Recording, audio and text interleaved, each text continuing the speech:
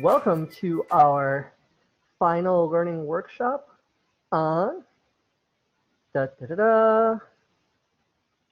Lewis structures. And Lewis structures, formal charge, and all that jazz. We will also look upon possibly molecular geometry and things of that nature. And for this one, I really want to explore what are Lewis structures and how do we draw them. And I'll actually show you a couple of different ways you can approach this. Okay. So let's take a look at, I'm going to start with my preferred method of drawing Lewis structures. So the first thing I'm going to do is I'm actually going to go ahead and give you the step by step, and then I'll go ahead and give you an example of each one. Okay, so step one is count the total number of valence electrons in a molecule. As Lewis structures are primarily for molecules, for covalent compounds. Not that you can't draw them for ionic compounds, but it doesn't necessarily make a whole lot of sense to. They're not really as useful in ionic compounds as they are in covalent. So I count the total number of valence electrons in a molecule. So as an example of this, I'll put the example in red. As an example, we could take the molecule C2H4.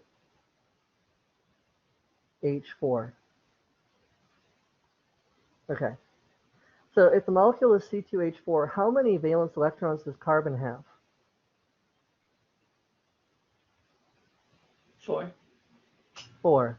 So I'm going to take 2 times 4 because I have 2 carbons. So 2 times 4. And how many valence electrons does hydrogen have? 1. Just 1. Yeah. So I'm going to take 4 times 1.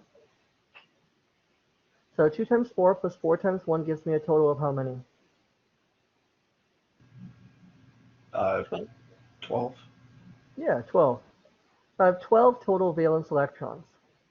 So that's the first thing I'm going to do. Next, step 2. Draw a skeleton structure for the molecule. And a skeleton structure, in case you're wondering, a skeleton structure essentially refers to draw how the atoms are connected. Draw how the atoms are connected using only single bonds. Okay. So if there's more than one possible skeleton structure, you can draw multiple skeleton structures. Like, for example, in this case, there's actually a couple of different ways that I can draw this, right? Now, we are limited to a certain extent in that you have to kind of know that hydrogen is only ever capable of forming one bond, okay? So generally speaking, we have the octet rule, which means that all of the atoms are going to try to get 8 electrons around them. But there are some atoms that cannot have more than a certain amount. And hydrogen is one of the most common exceptions. It can only ever have 2 electrons in its outer shell. In other words, it's trying to be like helium, okay? And 2 electrons in its outer shell means it can only have 1 bond. That's it. 1 bond, and that's it. That's the maximum number of electrons that it can have. So if I'm drawing the skeleton structure for C2H4, and I know that hydrogen can only form 1 bond, I can't have something like this, can I?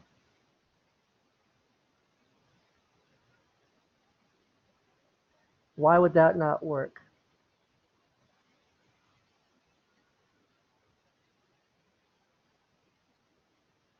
Why can't that work? Because carbon would need more bonds than that, and hydrogen can't give more bonds than that. Yeah. Now we could deal with the carbon later with the extra electrons we might have, but hydrogen can't form multiple bonds. It can only form one bond. So hydrogen can't be in the middle. It always has to be at the end. So there's no hydrogen in the middle. That's not possible.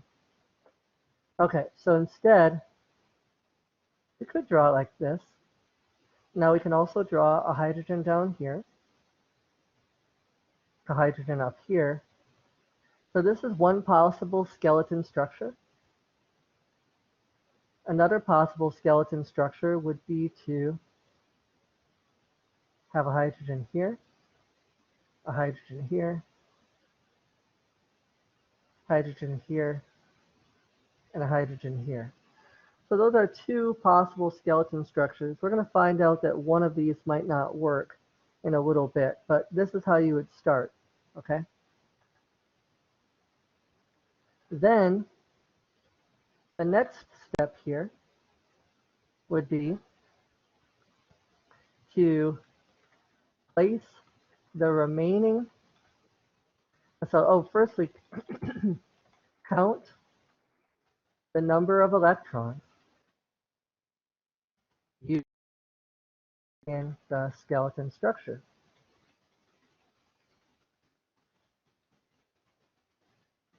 And place any remaining electrons, this is what I'm about to say is very important here, in pairs on atoms that do not already have a full octet. So place any remaining electrons in pairs on atoms that do not already have a full octet. So it has to be in pairs. They must be in pairs. Okay? Now, technically speaking, it is possible to have just a single unpaired electron on an atom, but those are called free radicals, and those are incredibly unstable. So generally speaking, as far as possible, avoid free radicals like the plague, okay? Avoid free radicals like the plague. No free radicals, boo, okay? So if I count up the number of valence electrons I used up in the previous skeleton structure, how many valence electrons do I have in the first skeleton structure? How many have I used up?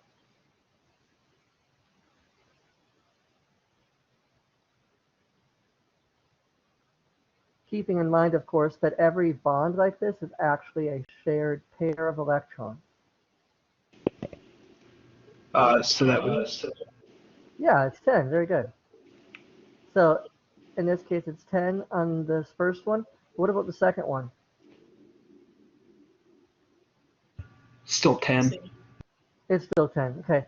So yeah, basically, I have 10 valence electrons from the first one and 10 valence electrons from the second one.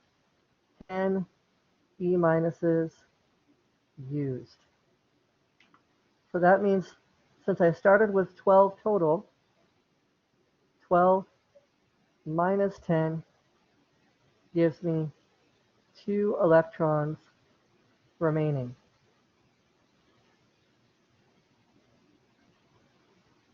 So I'll replace these remaining electrons in pairs on atoms that do not already have an octet. So in this case, if I look at the first skeleton structure,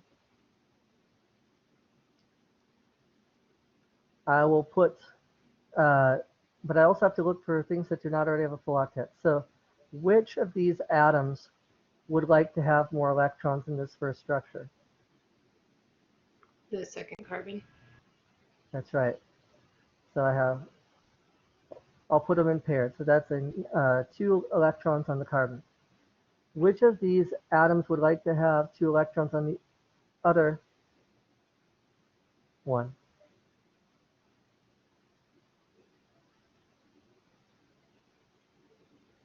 Both of them. Both of them.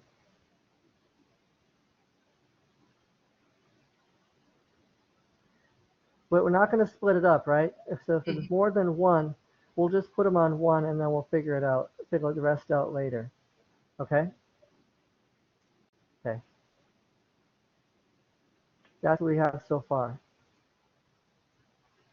So that brings us to step number 4, which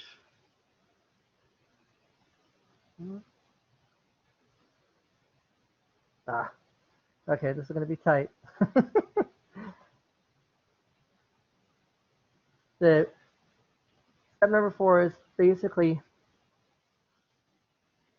if any atom does not have a full octet, or unless it's of course hydrogen, barring exceptions, like hydrogen, share electrons from an adjacent atom by forming another bond. Okay.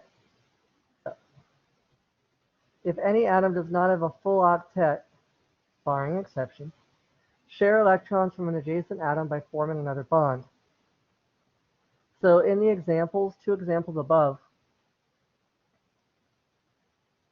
you can only share electrons. So you can only share electrons from atoms that are actually lone pairs. You can, so that when it says share electrons here,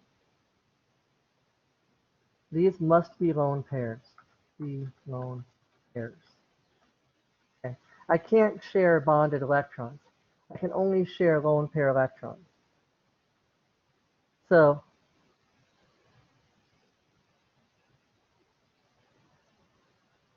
for the first Lewis structure above, which atom is deficient? Which atom does not have enough electrons around it?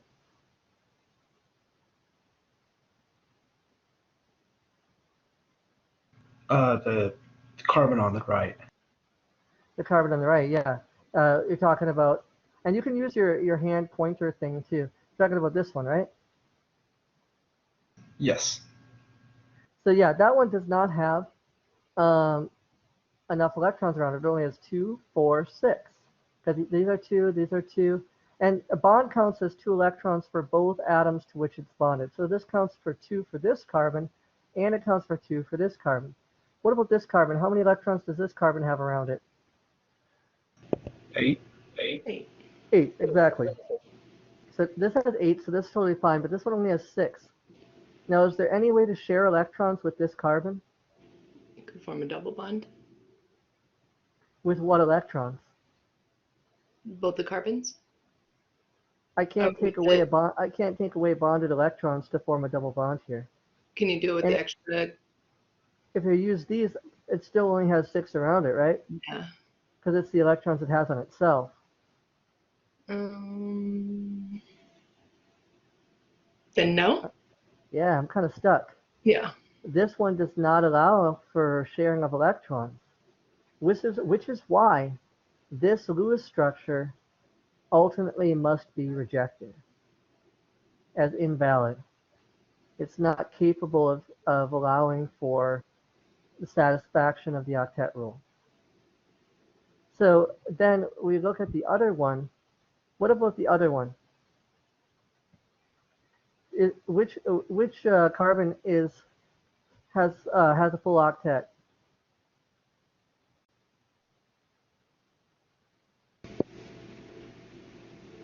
The second one. Yeah, this one has a full octet. And this one though is electron deficient, right?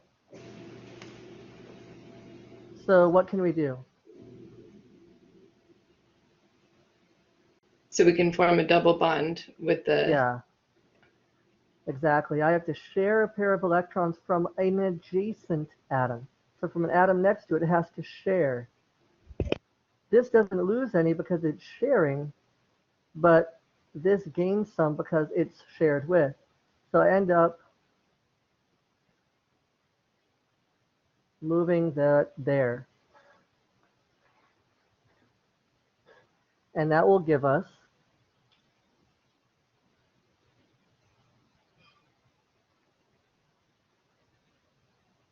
That will give us our final Lewis structure. H, C, double bond, C, H, H, H. And this is our final correct Lewis structure. Does that make sense? Yep. So we count the total number of valence electrons in a molecule, draw the skeleton structure using only single bonds, count the number of electrons used in the skeleton structure, and place any remaining electrons in pairs on atoms that do not already have a full octet. If any atom does not have a full octet, share electrons from an adjacent atom by forming another bond. Shall we try a little practice? Yes, please. Sure. Okay. Is it okay if I clear the screen? You got what you need? I'm good. Yes. Okay. So let's have you draw the Lewis structure for the compound. Let's have you draw N2O.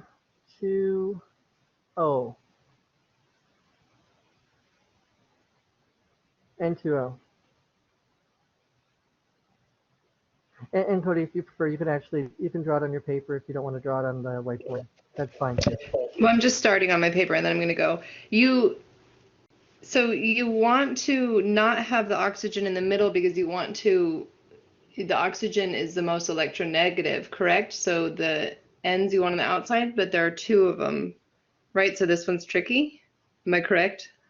This one is tricky. Now that question can be resolved at a later time. For now, Okay. I'm going to allow you the freedom to draw it either way, either with the Okay. oxygen in the middle or the oxygen on the outside. Okay. Okay, very interesting.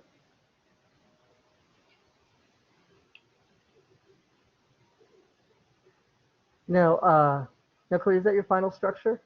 Yeah. Okay. So,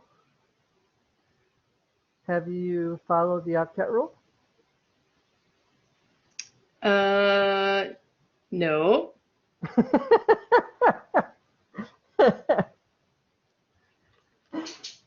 So what can we do to improve that particular structure?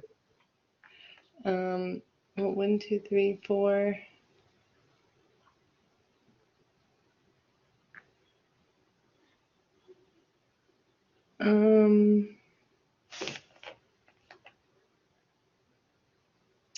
So, okay, so I just got confused. Okay, I counted because we have 16 total. Mm-hmm. So, and 2, 4, 6, 8. You have the And correct 2. number of electrons. You do have the correct Yeah. number of electrons, but now you just got to figure out what to do so that they all have a full an octet, because oxygen's not an exception to the octet rule, right? Oh, yeah, because it's on the second row. Yeah. Yeah. I mean, there are Okay. exceptions to the octet rule in the second row. Beryllium is an exception. It typically only wants 4 electrons around it. Boron is an exception. It typically only wants 6 electrons around it, or it can have 8. But Yeah. anything So we have to beyond that form is, the double, yeah. the double like Ethan did. Yeah, basically. So Yeah. you're just going to have these form double bond Yeah. here. And they have the same thing. Yeah, very good. Okay, so now, yeah, that's absolutely correct. And that's how that's what your final Lewis structure should look like. So very good on that. Now, if we want to compare this, if we want to compare different Lewis structures, because you mentioned something interesting. You said it might be better to have the nitrogen on, generally speaking, nature does like symmetry, but as you mentioned, you said it might be better to have a nitrogen in the middle because it's less electronegative. And you're actually correct. You're actually correct. But you wouldn't necessarily know that just by looking at the molecule. So how could you figure that out? Well, if I were to go ahead and draw the Lewis structure for this, I would have it like, it would look like this, okay? Hmm. And in fact,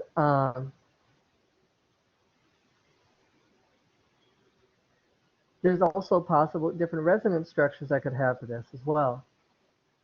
So if I wanted to, alternatively, you could have one of these lone pairs form here, a triple bond, and these electrons go over here. So you could have an alternate resonance structure. Anytime you have double bonds, you can move them around to give you alternate resonance structures. So in this case, if I did what I was showed there, I could have this resonance structure. Okay, and then this would only have the one lone pair here, but then because the double bond on this side got broken, you could have the two lone pairs here. Okay. And likewise, I could do this. I could do a similar thing. You know, I could do the same thing on the other side, but that would basically just give you the same thing, only flipped, right? If I move the electrons the other way, it would give me the same thing, only flipped if I put the triple bond on this side. So I'm not going to redraw that because that's not really important. However, it would be important on this one if I tried to redraw if I did a triple bond here,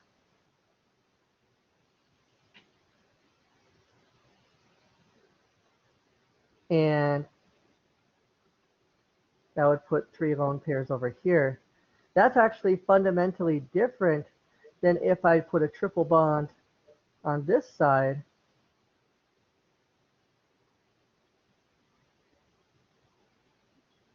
and did three lone pairs over here, right? Because the electrons are with the oxygen. Yeah, oxygen versus the nitrogen. So it's not necessarily wrong, though, right? Yeah, is there anything wrong with any of these Lewis structures? I don't No. think so. Yeah, each of them, technically speaking, are valid Lewis structures in the sense that they follow the octet rule.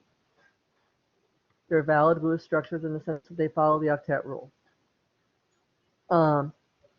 However, there's what we refer to as more important resonance structures and less important resonance structures. Because the truth is, resonance structures, it's not that it bounces back and forth between this one and this one. It's not that it bounces back and forth between this and this. And it's not that it bounces back and forth between this and this and this and then back to this and this. No, it's actually kind of more like emerging. So just like blue paint and yellow paint don't form a paint that switches colors back and forth between blue and yellow, right?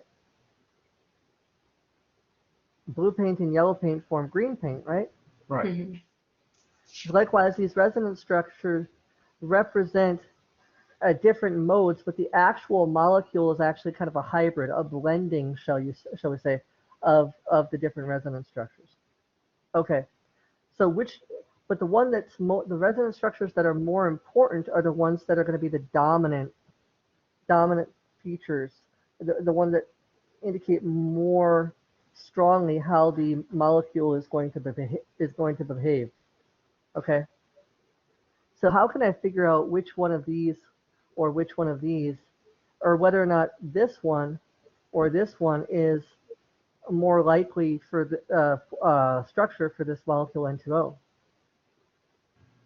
The one that averages 0 the most. Yeah, the one that has the smallest formal charge. Exactly. So now we're going to go through what it means to calculate formal charge. As I mentioned before, each one of these bonds represents a shared pair of electrons, right? Well, to figure out a formal charge basically means that if all bonded atoms were split down the middle and were equally shared, and so all atoms were split down the middle, In other words, you have a formal charge kind of assumes that you would have equal electronegativities in all your molecules. So if you split the electrons equally in all the shared pairs, what would the charge be on each of the atoms? Okay. So if I look at this first molecule, the one that I've indicated the electrons on, if I split the molecule, split the single bonds, and I gave half of the electrons to the one nitrogen, half to the other, I can figure out the formal charge by taking the normal number of valence electrons that that atom would typically have based on where it is in the periodic table, and subtracting the number of valence electrons dedicated to the atom in the Lewis structure. So in an abbreviated form, I could write that formal charge, I'm writing this on top, typing it on top, formal charge is the valence electrons from the periodic table minus the electrons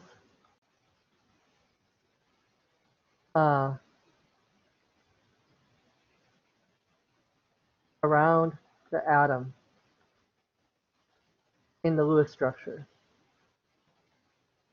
Sometimes I just call them the dedicated electrons, the electrons dedicated to the atom in the Lewis structure, but the electrons around the atom in the Lewis structure. When I say electrons around the atom, I mean like splitting it. So it's not the same thing as the octet rule. So technically speaking, according to the octet rule, each of these has 8 electrons around it. And so maybe it would be better for me to say, instead of around, electrons dedicated to. The electrons dedicated to the atom in the Lewis structure. So valence electrons minus dedicated electrons. Okay, so for nitrogen, how many valence electrons does it normally have? 4. No, not 4. Wait. Yeah, 5. Sorry. That's okay. And how many electrons are dedicated to this atom in its Lewis structure? 6. Yeah, 6. Count them. 1, 2, 3, 4, 5, 6. So 6 electrons. So 5 minus 6 is going to give us a formal charge of -1. And that makes sense because you'd expect it to have a negative charge because it has more electrons than it ordinarily would have in its valence. Okay? Now, what about the middle one? Normally 5. How many dedicated electrons here? 4.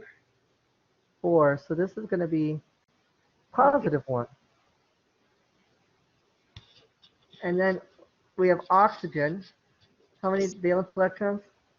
6. So 6 minus 6. 6. So that would be 0.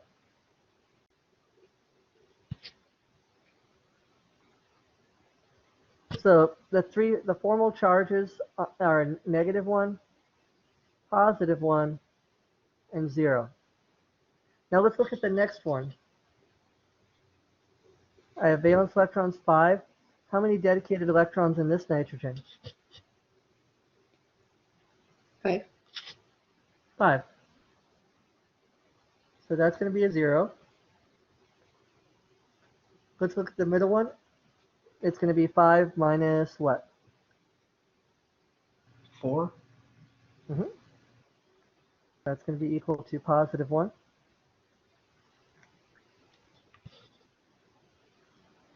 And then the last one, it's going to be 6 minus what? 7. Yep.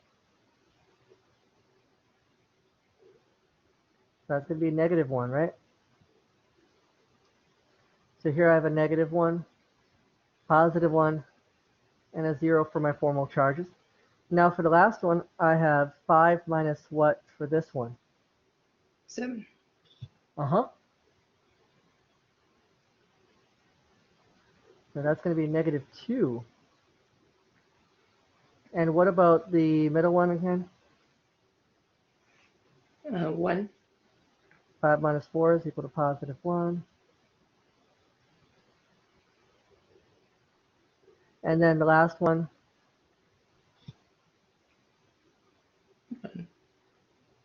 That's, yeah, 6 minus 5, right?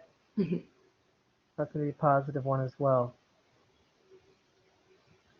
Now, the best resonance structures are going to be those which minimize the formal charge. And I think actually, Cody, you alluded to that earlier, didn't you?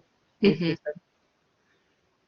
Close to So 0. if I'm looking at these three resonance structures, which of these is automatically disqualified as being the worst Lewis structure? Uh, The bottom? yeah, Yeah, I agree with the bottom one. because there's the largest charges on each one, right? It is the most disequilibrium of charge. The biggest charges and the most disequilibrium of charge. Okay, but then I have two that look almost pretty much equivalent, right? -1, +1, 0, and 0 and +1 and -1, right? Hmm. Which one of those actually might be better than the other one, do you think? Top one? And you're saying that because you think the symmetry with the double bond and double bond, right? I think, well, no, my automatic is because it has to do with the electronegativity of oxygen, but now I think it's because of the symmetry. Well, actually, if in terms of the electronegativity of oxygen, that It could would be actually because of make the you want to positive. choose the middle one. Okay. Because if it's due to the electronegativity, then the most electronegative atom is the one that most wants the electrons. So the negative formal charge should be on the most electronegative atom, Okay. which would be oxygen. However, if you're referring to symmetry, then it would be the top one that would be better. Which one do you think is a bigger factor? Well, turns out it's actually the electronegativity. So this is actually the best Lewis structure, sometimes referred to as the most important resonance structure, the best resonance structure, or the most important resonance structure. So this particular molecule of N2O is best represented by this Lewis structure more so than the others. This is still somewhat important. The top one is still somewhat important, but the least important is the bottom one. So this one is the least important. So, can you run by it one more time? How did we come to the conclusion that the middle one was the best resonance structure? Because the in a case where you have the same formal charges, like quantitatively the same formal charges on multiple resonance structures, the most stable resonance structure will be the one that has the negative charge on the most electronegative atom and or the positive charges on the least electronegative atom. That makes sense. So if I drew this thing over here, that's just wrong.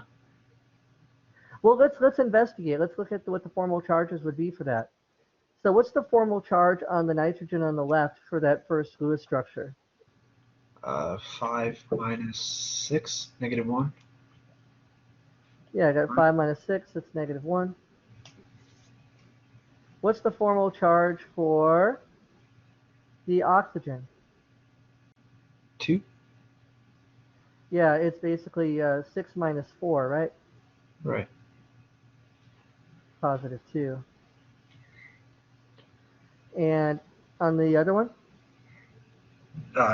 Same, -1. -1 still, right? Well, let's look at the bottom one. What's the formal charge on the nitrogen on the left? 0. Yeah, 5 minus 5 is 0. And what's the formal charge on the oxygen? 2. So yeah, it's the same as above. It's going to be 6 minus 4, positive 2. And what's the formal charge on the nitrogen? 4, maybe, I think. 5 Not minus 7. 5 Wait, minus how 7. did I get 4? I was kind of wondering that myself. No, it's okay. All right, so we got negative 2. Okay, so as you can see from these formal charges, none of these are really good. There's no way to get a really good balance with a molecule formed like this, which is why, in fact, this molecule doesn't really exist. You don't when nitrogen comes together with oxygen to form N2O, this is just not how it's going to form. It's going to form in a way that allows a more stable collection of atoms, one that has lower formal charges. This would be a very unstable compound if you were able to get it to form. So, of the two Lewis structures, this one is the correct one. And of the resonance structures for that Lewis structure, all of them are correct resonance structures, but the most important, the one that represents the molecule and the behavior of the molecule the best, is the middle one. Top is somewhat important, and the bottom is least important. So, That's do you have not any to tips? say that. Go ahead. I'm sorry. Do you have any tips for how to draw the best resonance structure, like the quickest, or is it just like a process of elimination? Well, in a case like this, you kind of have to. I mean, if you already know, you already recognize that the most electronegative atom is going to be the one that has that's going to want to have the negative formal charge. That means probably when you're drawing these resonance structures, when you're drawing these Lewis structures, the general rule is for that. Remember that second step, or maybe the third step. Count the number of electrons used in the skeleton structure, and then place the remaining electrons on atoms that do not have a full octet. Remember that one? Yes. So when you place your electrons, start with the most electronegative atom. Place your electrons starting on the most electronegative atom. Okay? Which is And oxygen, right? Or, no, wait. Which is oxygen, exactly. Right. Okay. So, like, for example, if I was to start drawing this from scratch, I'm going to go ahead and, can I erase the screen real quick? Is that cool if I erase the screen? Yes. Oh yeah, that's good. Okay. All right. So if I was just given the molecule and I wanted to draw it from scratch, I would say, okay, well, N2O, I have 2 nitrogens, so that's 2 times 5. And then I'm going to add 6 to that. That gives me 16. And you did that. Then I would say, okay, well, the more electronegative atom is going to tend to want to be on the outside. So like you said, the least electronegative atom tends to be on the inside. The only exception to that is when you have hydrogens, because hydrogens can't be on the inside. But generally speaking, the least electronegative atom wants to be on the inside, even if it causes the molecule to be asymmetrical. So I've already used 4. I have 12 left. I'm going to place my remaining electrons in pairs on atoms that do not already have a full octet, but I'm going to start with the most electronegative atoms. So 2, 4, 6. And now that I've gotten all my lone pairs that I can add to that oxygen atom, that oxygen is fully conjugated. Then I'm going to go ahead and add my remaining electrons on atoms that do not have a full octet yet. Now I could add them either to the middle nitrogen or the outer nitrogen. It doesn't really matter, but if I wanted to, I'll just go ahead and do this. That's it, 2, 4, 6. All right. So in this case, if I look at these two, The only atom that has a full octet is the oxygen. So that means this nitrogen in the middle doesn't have a full octet, and the one on the left side doesn't have a full octet. So they both need the other to share. They both need the other to share, because this nitrogen on the left can't get a full octet without this nitrogen giving or sharing, and this nitrogen can't have a full octet without this nitrogen sharing or the oxygen sharing. And when you're doing the sharing, you want to share from the less electronegative atom towards the more electronegative atom, or the less electronegative atom to the other atom that might be the same. So in this case, I'll put one here and one here, since I know each of them needs the other to share.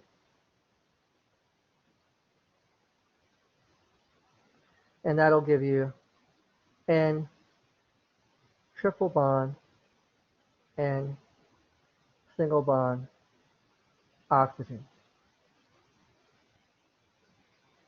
And then you'll also still have this lone pair in the bottom of the nitrogen over here.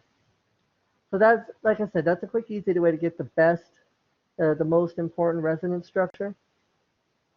Start by placing your pairs of electrons on the most electronegative atoms first. And then if you have to share from the less electronegative atom first. Now, if they're equally, then you can go back and forth. If they're equal in terms of their electronegativity, say, for example, a molecule like carbon dioxide, okay, when you draw the skeleton structure of carbon dioxide, it looks like this. And then if you place the remaining, it also has 16 electrons, by the way. And if you place the remaining electrons on the more electronegative atom, that's going to be 2, 4, 6, 8, 10, 12. Well, now the oxygens are fine, but the carbon in the middle is not. So you're going to have to share electrons with the middle one from each side, because carbon needs a total of 8 electrons. It only has 4 right now. So you'll have to share one pair. Probably best to share one from each side, although you could share one from, or 2 pairs from one side and none from the other. But you'll see that if you actually look at the formal charges, this Lewis structure below here with one double bond on each side is actually going to minimize the formal charge. However, if you look at N2O, that's not the case. In the case of carbon dioxide, this is clearly the best Lewis structure. In the case of N2O, this is not the one with the double bond on both sides.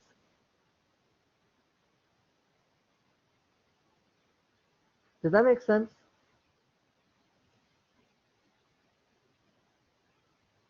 Yeah, I think so. Yeah. Okay, now I'm going to show you another way to think of structures, because I think it may help to just to know another way. But this is the way that I prefer to use, because I find it works in pretty much all cases. It works in pretty much all cases, and I never have to worry about it not working. But there's another way that you can also do it, and that's basically if you do something like this. So I'm going to use the same molecule as an example. Now, what you would do is be like, I have 3 atoms. None of them are exceptions to the octet rule, right? So each atom wants 8 electrons. Yeah. Each atom wants 8 electrons. So I would say 3 times 8 is 24. That's how many electrons it would take to satisfy every single atom if there were no shared electrons. However, I also know that it actually, in actuality, it only has, in actuality, it only has 16 electrons. So it would need 24 to satisfy every atom, so it didn't have to share anything. But we only actually end up having 16 electrons to actually, for every atom to get 8. So what you can do is say, okay, well, this is how much I would need, but this is how much I have. The difference is 8, right? How much I would need if each atom was separate to get an octet, and how much I actually have. The difference is 8. This is how many electrons need to be shared.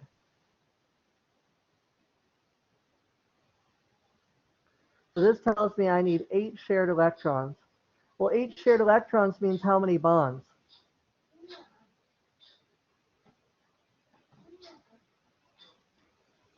Eight shared electrons means how many bonds? 4 bonds.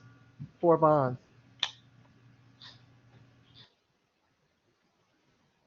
So if I recognize I need 4 bonds, then I can just go ahead and draw this Lewis structure.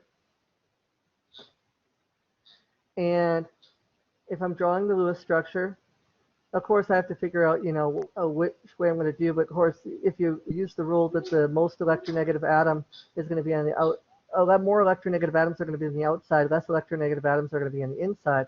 I'll put the nitrogen in the middle. I need 4 bonds, so I could do any combination of 4 bonds I wanted. I could do this, I could do this, I could do this.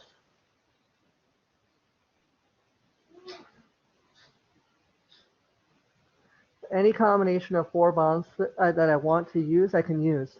I just know they have to be connected, right? So then that means after my 4 bonds are placed, how many electrons do I have remaining? Once again, it goes back to this one. 16? Nope. Wait. Remember, I only have 16 total. Right. So that's you gotta be careful with this one. I'm gonna use 16, which is what I actually have, minus the used. That means I only have 8 left, right? Yes. Okay, so then I'll have to place 8 electrons on each of these. So to give it a full octet, I'm going to need 2 more on the oxygen here. Nitrogen's totally fine. And I'm going to need 2 more on this nitrogen here. To get a full octet, I'm going to need 3 on this nitrogen over here. 3 pairs, that is. Middle is fine, and I'm going to 1 pair on the oxygen. Get a full octet on the bottom, I can use 2 or 6 here. The middle is fine, and then I'll use 1 lone pair here. All right? Does that make sense? Yes. So you can see the advantage to this one in knowing how many bonds. Like, I don't have to worry about shared. Like, I don't know. We have to worry about sharing and figuring out if it needs to share or not. I already know how many bonds there's going to be. It's just a matter of placing those bonds in between the atoms. And if I have more bonds than I have spaces between atoms, that means I'm going to need a double bond, right? Right. So, or a triple bond potentially. So yeah, that's basically it. So this is a useful way of doing it. In fact, in some ways, you can actually draw the Lewis structures a little bit faster this way. For whatever reason, I find that sometimes students get tripped up with this method. So like I said, if this works better for you, please, by all means, go ahead and use it. But if it is something that you think might trip you up, then don't use it. Also, the only other disadvantage to this one is when you start getting expanded octets. So let's look at some examples of expanded octets, shall we? For some different molecules. So let's try this one. I'm going to have you draw. So if an atom is in the 3rd period or below, if the atom is in the 3rd period or below, it can have an expanded octet, which means they have more than 8 electrons in its in its valence shell, or on the outside of it.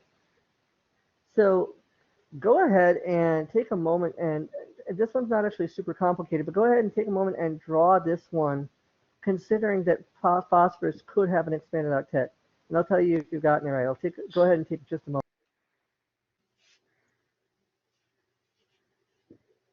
Ethan, is that you drawing? Ah, yeah, that's me. Who else would draw his electrons horizontally like that? Well, I can't draw.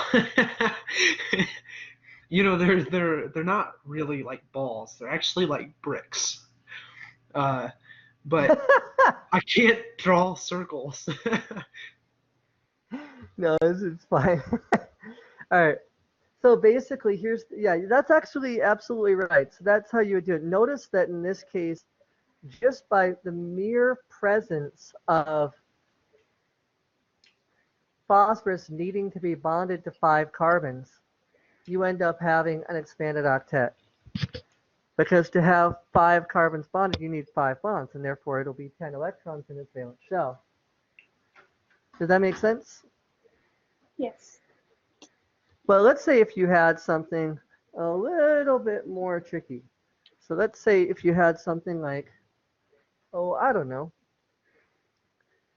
this. Clear this. I'm going to do let's do XeF2. Xenon difluoride. Real molecule, by the way. So if you did xenon difluoride, you thought noble gases didn't react. Silly person. They just need a little bit of a nudge in the right direction. So Xe plus fluorine, XeF2. If we are to draw this, the number of valence electrons in xenon is 8. The number of valence electrons in fluorine is 2 times 7. That's going to be 14 plus 8, which is 22, right? Yes. Mm-hmm. And so I'll draw my skeleton structure.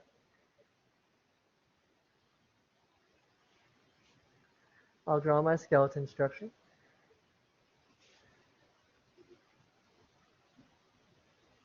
And I've used up 4, minus 4. Now, I will also place my remaining electrons in pairs on atoms that do not already have a full octet. So I have 18. I'm going to do 1, 2, 3. Okay, so 2, 4, 6, 8, 10, 12. Now these are already good. They both have a full octet. 14, 16. Well, now xenon has a full octet, but I still have 2 more electrons to go. So the electrons have to go somewhere, so I end up having to put it on the middle atom and put it on the xenon. I can't expand the, as an electronegative as fluorine is, it does not want any more electrons than an octet.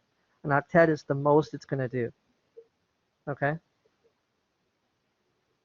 And this is why, so this is the correct Lewis structure. And this is why I'm actually not all totally comfortable with the bonding pairs and shared pairs method that I showed you. Because if you were to use this, say, okay, well, I have 3 atoms here, xenon, fluorine, and fluorine, right? So if you were to use the other method that I showed you, 3 times 8 is 24, right? If they all had enough electrons for them to be happy with 8 electrons around them, they need 24. However, I calculate the total number of electrons I have is 22. 24 minus 22 is equal to 2. So that means that you would need at least 2 shared electrons. Well, 2 shared electrons is 1 bond. But that's not what we have here, right? Mhm. We have 2 bonds. In fact, we couldn't actually form a compound with Xe and 2Fs unless I have at least 2 bonds. So that's why this doesn't always work perfectly. I mean, I guess you could say, okay, well, obviously I need more than 1 bond. I need at least 2 bonds. So this tells me, since it tells me the number of bonds is less than I actually need, that means I'm going to have an expanded octet. But then it gets a little bit confusing. So just want to warn you on that. With the expanded octet, doesn't always work. It doesn't always work to use that other method. That's why I like the first method I showed you. Now, I do want to show you one other kind of cool thing. And then I'm going to show you how you can use these Lewis structures to determine other cool properties. Okay? I'm going to clear this. Is it okay if I clear it? Yes. Mhm. Yes. So what about if you have a charged molecule, something like SO4 2-? How many valence electrons total does this have?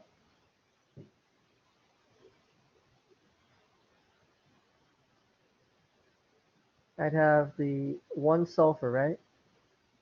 That's 6. 1, yeah, so that's 1 times 6. So I have 34. 4, I have 4 oxygens, so 4 times 6. And then do you add 2? And exactly, I have to add 2 because of the -2 charge. So 1 times 6 plus 4 times 6 plus 2. So that actually gives you a total of what?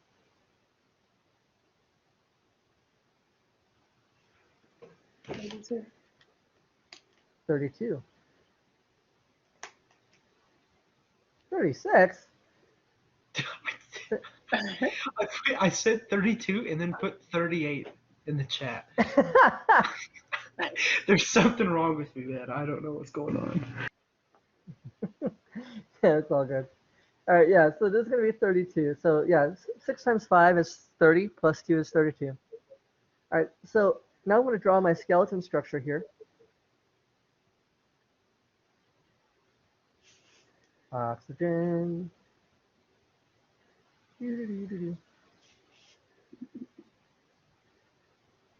They don't pay you enough to listen to my singing, but since we don't pay you at all, they really don't pay you enough to listen to my singing. Okay, so how many electrons have we used up in this skeleton structure? 8. 8. So that means we have how many left? 24. 24. So I'll place my remaining electrons in pairs on atoms that do not already have a full octet. So starting with the most electronegative atom, oxygen. 2, 4, 6. 2, 4, 6. So that's 12 now. 14, 16, 18, 20, 22, 24. All right, so we have 24. Okay, we've used it all. Now, are all of the atoms satisfied? They all have a full octet? Mhm. It looks like it. Yeah, they're all satisfied. So this is a valid Lewis structure. The question is this the best Lewis structure? When you have a situation where the central atom is capable of having an expanded octet, doesn't necessarily have one of the ways you can check and see if it will expand its octet is by looking at the formal charge. What is the formal charge of the oxygen atoms in this compound?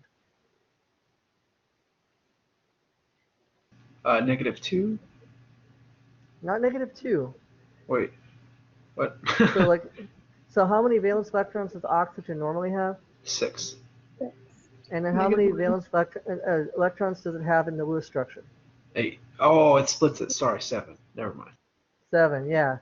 So the 6 lone pair electrons plus half of the bonded electrons, so that's 1. That's a total of 7 dedicated electrons. That gives formal charge of -1. And you'll see that since this is basically the same all the way around, you have -1, -1, -1, -1, -1, and -1. All right, what about the central atom? Normally sulfur has how many valence electrons? 6. 6. But in this case, it only has how many around it? How many 4. dedicated electrons? 4. 4. So it's 2. Yeah, 4. So it's in that case, the formal charge for the sulfur in the middle is a +2. Whenever you have positive formal charges adjacent to negative formal charges, if there are electrons to be shared, and if a bond can be formed, you'll want to form it to minimize the formal charge. So, for example, if I should take these electrons and form a double bond there, let's see what happens.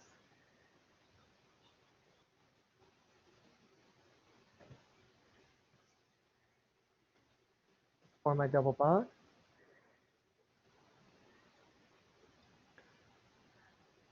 What is the valence minus dedicated? How many electrons are designated to that atom in the Lewis structure now? 6. Yep. So this is going to be 6. So this now is a formal charge of 0. What about the sulfur? How many electrons are dedicated to that now? 5. So this is a +1. Well, that's better. It went from being -1 and +2 to 0 and +1. Can I do that again? Absolutely. Yes. Should So- you draw from the one from the left, or can you draw from one on the top or the bottom, or would that be improper to draw it like that? It really doesn't matter since it would be tetrahedral any way you look at it. And as a tetrahedron, it wouldn't really matter. So you could actually draw it on any of those other sides. So let's draw that double bond.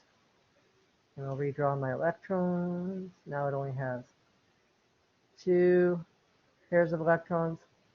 Well, now I see that my oxygen, it's a 6 - 6 scenario. Formal charge for that oxygen is now 6. 6 - 6 for the sulfur as well. Formal charge is now 0.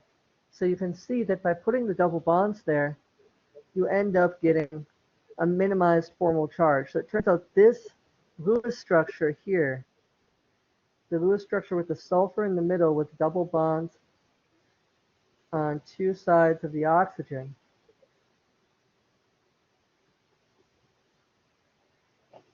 is actually going to be a better Lewis structure than the one that has the octet rule satisfied for all of the atoms.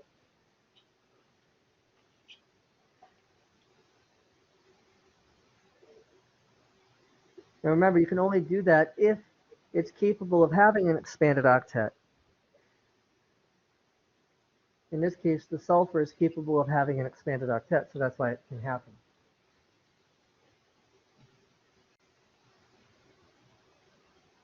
So, You said This- period 3 and below can have expanded. period 3 and below. Yep. So basically anything phosphorus and up in terms of atomic number can have it. So phosphorus, sulfur, chlorine, fluorine, not fluorine, but phosphorus, sulfur, chlorine, iodine, bromine, selenium, Got any of those can have expanded octets. Got it. So now let me show you a really cool trick for determining polarity. So, and I wish I could, well, unfortunately we're running down to the last 12 minutes. We don't have a whole lot of time left. I want to teach you a little trick about polarity because determining the polarity of a molecule is actually for some students, one of the most challenging things about chemistry, and it's something you're going to be expected to know how to do in general chemistry too. You're going to be expected to know how to do, um, you're going to be expected to know how to tell at a glance whether or not a molecule is polar or not. And the easiest way to do this is from the Lewis structure. So there are 3 simple rules for polarity and that I like to use. And actually, it's really just 2 simple rules for polarity. The first is if the atom has a lone pair, or if the molecule rather, whoa, what was that? Sorry, that was me. I got a notification. If the molecule has a lone pair of electrons on the central atom,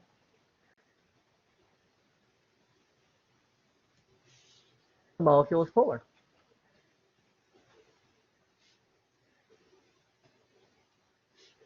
Notice the singular there. If a molecule has a lone pair of electrons on the central atom, the molecule is polar, always, without exception. Okay? It's very rare that I say without exception in chemistry. If the molecule has 2 or more lone pairs on the central atom, the molecule will be polar unless, here's the exception, unless the lone pairs are in geometrically opposite positions. Okay? So what does that mean? Let's take a look. So if I was to draw, say for example, ammonia. Ammonia is NH3. I have N, H, H, H, and a lone pair here. Okay. And then that's going to be polar, right? It has 1 lone pair in the central atom. It's going to be polar automatically. I don't even have to think about it. But 1 lone pair in the central atom, polar. Bam, done. If I look at water, water has a bent structure, but there are 2 lone pairs on it. So 2 or more lone pairs in the central atom, it's polar. Unless they're in geometrically opposite positions. Are the electrons on geometrically opposite positions? No. They're not on opposite sides, it's polar. What about if I draw water like this? What if I drew the Lewis structure of water like this? Would that be polar or nonpolar? Non-polar. Nope, it would be polar. All right. Well. And the reason is because the Lewis structures do not show you molecular geometry. Lewis structures do not show you the shape. So you have to use molecular geometry to determine the shape. You have to use the Vesper theory to determine the shape before you can decide if the lone pairs are in opposite positions. Turns out in this case they are not on opposite positions because water is a bent molecule, so the 2 electrons are always on the same side. The 2 lone pairs of electrons are always on the same side. So this is, while this is a correct Lewis structure, this is not geometrically accurate. I'm going to actually type it. This is not geometrically accurate. Okay? However, what if I had something like this? And I'm actually going to draw this in the correct geometrically accurate form. So let's say I have xenon tetrafluoride.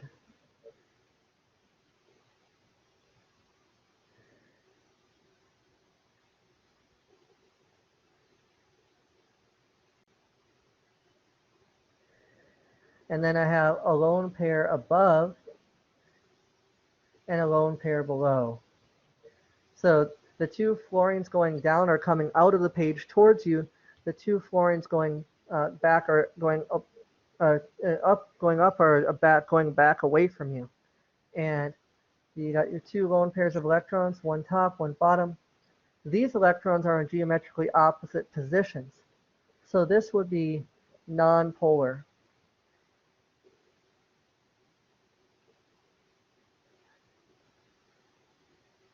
So there's really only two ways in which you can have geometrically opposite positions. And that is either, it has to either be square planar or linear. And square planar, don't have time to get into it, unfortunately, but square planar is when you have 6 electron domains around the central atom, and 2 of them are lone pairs. And linear is when you have 5 electron domains around the central atom, and you have 3 lone pairs. All right.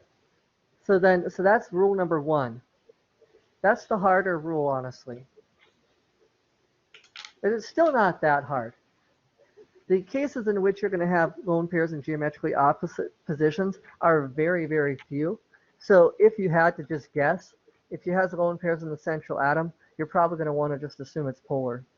And if you don't know how to distinguish whether or not they're in opposite positions or not, the safer guess, if you had to guess, I'm not saying do that, but the safer guess is it's more likely to be polar than not. All right, rule number 2, and this is an easy one. If all the atoms bonded to the central atom are the same, the molecule is nonpolar.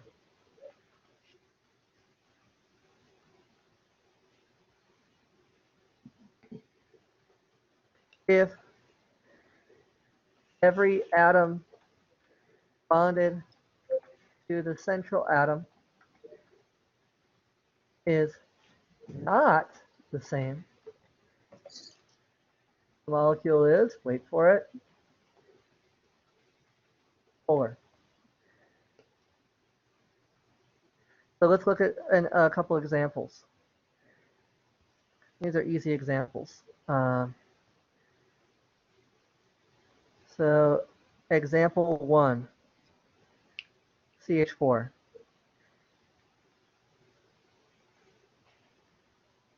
And of course, notice that this assumes there's no lone pairs. I should probably put that in parentheses over here, assuming no lone pairs. But see, all the atoms bonded to the carbon are the same, right? They're all hydrogens. So this is nonpolar.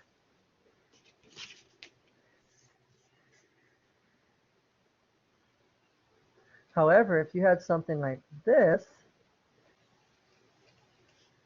all the atoms bonded to the central atom carbon are not the same. And therefore, this would be polar. If even one atom is different, it's going to cause it to be polar.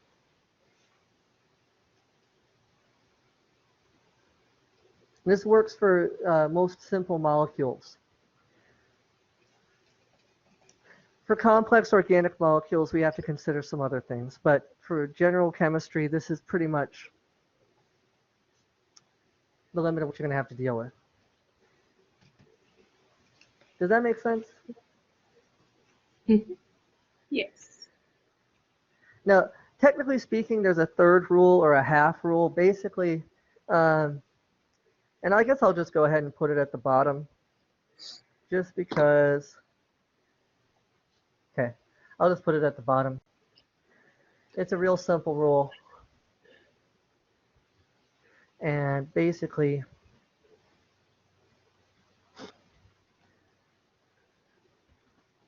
for 2 atom molecules, basically diatomic molecules,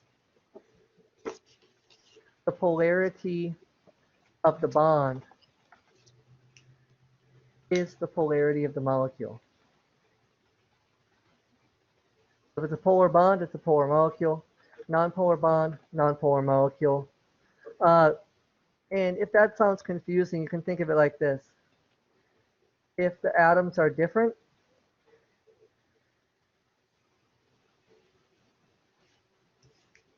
probably polar. Okay?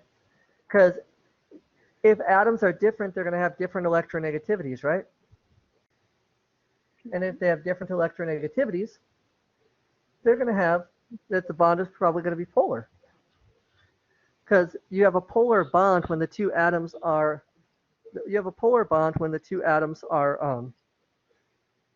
have different electronegativities. Because one atom will pull more strongly on the electrons, the shared electrons, than the other one. If you have atoms that are the same, like two oxygen atoms, well, they're not going to. One oxygen atom is not going to pull more strongly on the electrons than another oxygen atom. So if those two oxygen atoms are bonded together, that's going to be a nonpolar bond because neither one is going to pull more strongly than the other. Polar means two poles. It means it's going to be more positive on one side, more negative on the other side. Think North Pole, South Pole, the two poles of a magnet, etc. So for a compound to be polar, it has to be different on one side than it is on the other. So that's why you can see why having all the same outer atoms is going to tend to make something nonpolar. It's completely symmetrical. Whereas if you have just one atom that's different, it's going to be polar. Or even if you have two atoms that are different, like for example, if you have this atom over here on the top one, or on the bottom example on my right-hand side, chlorine here, that's actually also going to be polar because remember, this is actually tetrahedral. It looks like they're on opposite sides, but it's tetrahedral. So that tetrahedral shape does not allow for the two to be on opposite sides. So they end up being, the two chlorines are always going to be on one side and the two hydrogens are always going to be on the other side. So that's still going to be a polar molecule. Yes, Anna, go ahead. Could you also calculate the formal charge to see if it's polar or nonpolar? That's not necessary. You can calculate the formal charge, but what I'll tell you is there can be multiple resonance structures for a particular molecule, and some of those resonance structures might lead you to believe that the molecule is polar, but it actually ends up being nonpolar. And the other interesting thing is that you can actually have a polar molecule that has only nonpolar bonds. Ozone is an example of this. So ozone looks like this. A double bond on one side, single bond on the other, and a lone pair up top here. That is actually a polar molecule despite the fact that it has only nonpolar bonds. And so actually formal charge does help you with that. You could actually use formal charge, but that's actually, I think, more work than you need to use. Yeah, the utility of formal charge is that when there are different resonance structures, it gives you the more probability of existing of a resonance structure. Because, for example, if a positive appears on an electronegative atom, that structure is not very likely. Exactly. So it tells you the likelihood of a resonance structure, how important of a contributor it is. So yeah, that's a good point. But you're not wrong that you could use formal charge that way. It just, I think it takes more time than you need to. But the other thing that I would say is you could also be a little bit led astray on that, especially if you have a formal charge that's the same on both sides. What else am I going to say? You can also have a non-polar molecule that has polar bonds. So like if you had a carbon that's bonded to 4 chlorines, well, the carbon-chlorine bond is actually a very polar bond. But because there's 4 chlorines surrounding the central carbon, those dipole moments cancel each other out. So you end up with a nonpolar molecule. So, but like I said, these three rules I found to be, I distilled these three rules from a lot of general principles in order to help my, to be honest, help my high school chemistry students deal with polarity because it is a difficult subject. And college students, high school students, they all struggle with finding the polarity of particular molecules, especially from the Lewis structure. So this will make that easy for you. This will make it easier for you. Well, thank you so much for coming. I am so sorry we have run out of time. But if you want any more information on this, please do check out our website. We have tons and tons of great videos on polarity and molecular geometry. I know we weren't able to get too much into molecular geometry, and we were only kind of had to stick with Lewis structures. But I hope this was helpful and will make your life a little bit easier going forward with this bonding stuff. Thank you so much. I Thank hope you guys have a great night.